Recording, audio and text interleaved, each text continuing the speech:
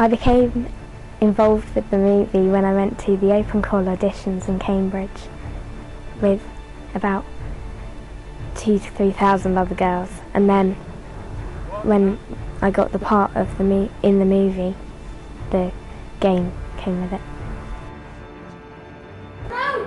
Don't drink that! Lyra! It's poison! Nonsense! What are you doing? He swore it. Because he needs my help, see? What for? Fighting, probably. I am very much looking forward to the game and playing it, because it's, from what I know of it, it looks and sounds like really exciting. Good.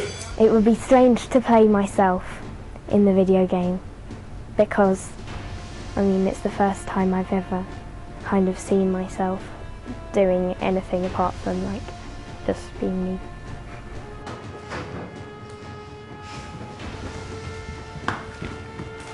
I find it easier to do the voiceover for the film than I do to do the voiceover for the game, because you get to watch the clips of yourself on the screen before you do it, which gives you a bit of, like, shows you what the surroundings were and stuff. Because bees are always working hard.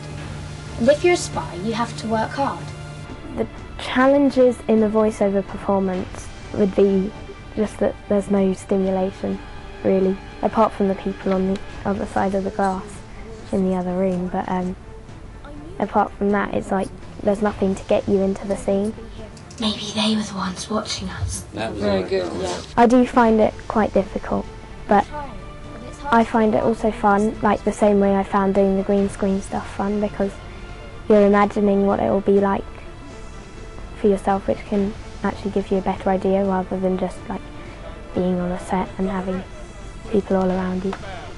I've never really known how I become Lyra in my performances, but I think I think I try and take as much of the Lyra in myself and kind of put that in front of everything else. The beehive, maybe? My favourite parts of the video game to narrate were just like the random lines between Lyra and Pan when they're standing around and the person who's playing it has like stopped playing for a bit. And yeah, I just think some of the things that they say are quite cool. He's a spy, right? So he's trying to find out things. I've seen very short clips in the trailer for the game, but they look really, really fun and really cool and stuff.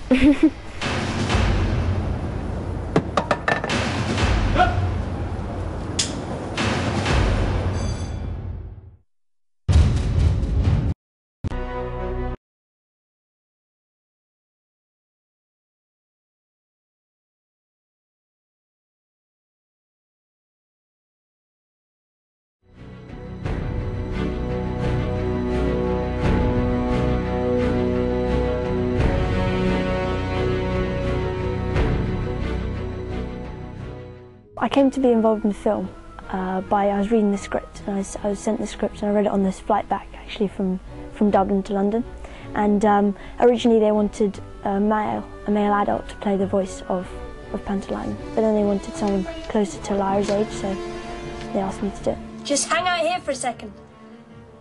Just hang out here for a second.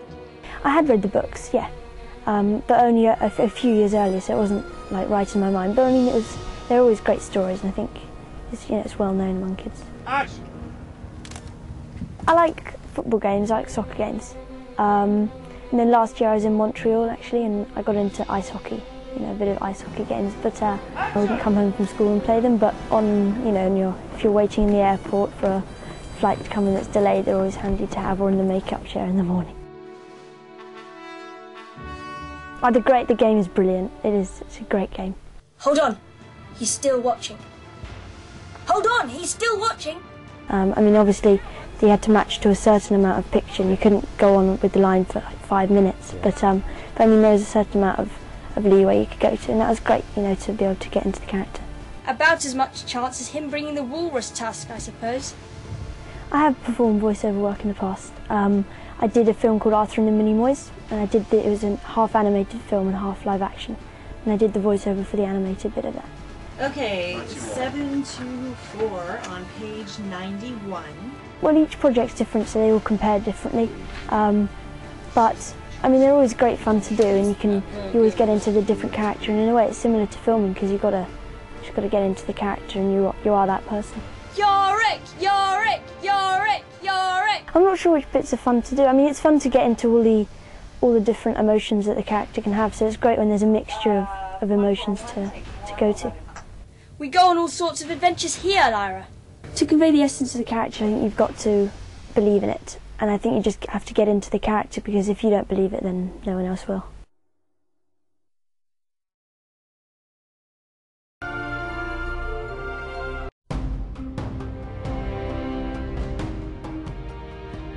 When we began working on the Golden Compass game, it was clear very early in the process that one of the most compelling characters was Yorick Byrnison, a huge, armored, talking polar bear. The designers immediately set out to devise gameplay that would take advantage of this amazing character, but as the animation team producer, I was more concerned with how we were going to handle making him move in a way that felt realistic to the player. The answer seemed fairly obvious. We need to see real polar bears for reference, but where? We had already decided to do all of the animation in the game by hand, which was a good thing considering it wasn't very likely that we'd find a polar bear willing to put on a mocap suit for us. I then spoke with a couple of Hollywood animal trainers who told me that almost no one even tries working with these polar giants due to their immense size and power. For the most part, the polar bears seen in zoos tend to look far different from their wild cousins due to the warmer temperatures. So to get truly accurate reference, we'd need to use wild polar bears, and that meant that someone was going to have to go out and get the footage. That someone was me. Churchill, Manitoba, Canada is known as the polar bear capital of the world. Large groups of bears congregate there during the fall as they wait for the ice pack to form. Once that happens, they head out onto the bay and spend the rest of the winter hunting seals. But until that happens, they're stuck on land waiting, which makes them much easier to photograph. I flew the 1,540 miles from Shiny Studios in Southern California north to Winnipeg, where I joined a group that was headed out to see bears on the tundra. We then took another flight that took us the remaining 624 miles north to Churchill. There are regular expeditions at this time of year that take people out in tundra buggies. We spent the days riding around the tundra looking at bears and then returned at night to the lodge, which is essentially a train of buggies strung together and parked on the shores of Hudson Bay. Kevin, our guide for the trip, passed on a lot of information not only about the bears but lots of other wildlife as well. There are a lot more animals than you might think up in the far north. In addition to the polar bears, there are many different bird species present, including ptarmigans, snow buntings, gyrfalcon, and snowy owls. We also saw a few Arctic hares and some Arctic foxes. We also got word that there had been some tundra wolves spotted near town as well. I learned many interesting things about polar bears on this trip. For example, the bears around Churchill fast for much of the year during the warmer months when the ice pack is melted. They can only hunt seals during the winter and need to eat enough during that time that they're able to survive throughout the spring and summer while they wait on dry land for the ice to return. The female bears have an even tougher time of it. It's during this time that they give birth and raise their cubs. For the first few months of their lives, the cubs survive solely on their mother's milk, which she generates from her fat stores without taking in any additional food herself. If they don't get enough to eat during the winter hunting season, they won't give birth at all. When I returned to Shiny, I presented a slideshow of some of what I'd seen in Churchill to a group of artists and animators. The visual effects artists were interested in the footage of the swirling, blowing snow, the concept artists in the anatomy of the bears, and the animators in how the bears moved during their various daily activities. After compressing the videos down to a more manageable size, the animators were then able to view the video in one window while working in Motion Builder in another. This fast A-B switching allowed them to compare the Churchill bears with their digital in-game counterparts and capture the nuances of their movement.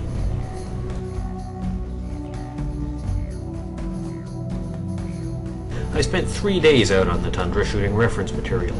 Along the way, I got the opportunity to talk to a National Geographic photographer who came out with us for a day, and also got to check out the rig they used for the Polar Bear Cam, where footage of bears is streamed live on the internet all day during polar bear season.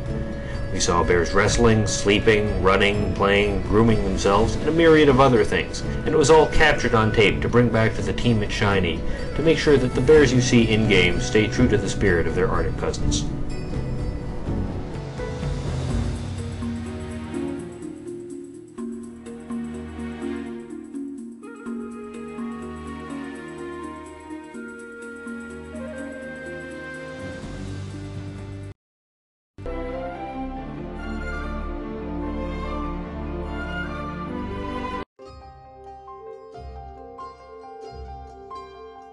Polar bears aren't the only animals featured in the world of the Golden Compass. All the characters have demons who take the forms of various animals, ranging from Lord Asriel's snow leopard to Mrs. Coulter's golden monkey to Pantalaimmon's favoured ermine form.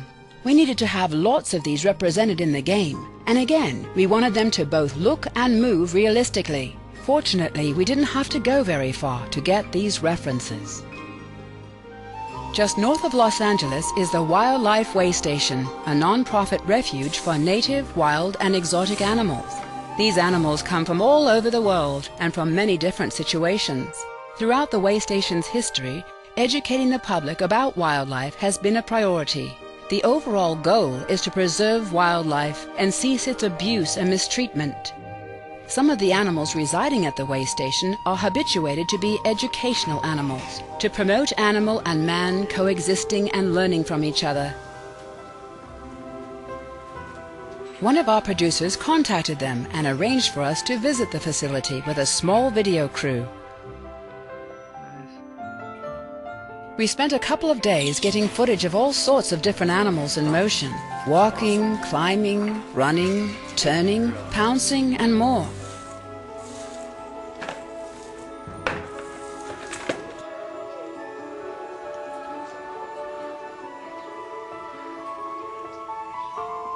In some cases, when an exact match for a particular demon was unavailable, we would make do with a similar animal. For example, a ferret was used in place of the ermine, and several breeds of monkey were used as reference for Mrs. Coulter's demon.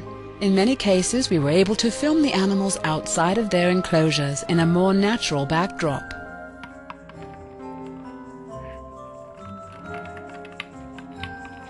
These videos were then brought back to the Shiny offices, where they were digitized for the animators, who by this time were very happy to see something besides polar bears. There were some interesting moments during the course of the shoot. Anything can and usually does happen when working with animals, and this was no exception. The American black bears were in semi-hibernation and refused to cooperate at all. Hawks fly deceptively fast, and it was a challenge to keep them in frame. One proposed move, an uphill walk over an obstacle by an African lioness, was nixed when we realized she was heavy enough that she'd probably just crush it completely. Since the obstacle in question was a truck belonging to one of our cameramen, this was probably for the best. On another occasion, several of the crew were caught off guard when one of the big cats deviated from the original path and bounded straight at the cameraman instead. In the end, it all paid off. Armed with this reference footage, the animators were able to really bring the demons of the world of the Golden Compass to life.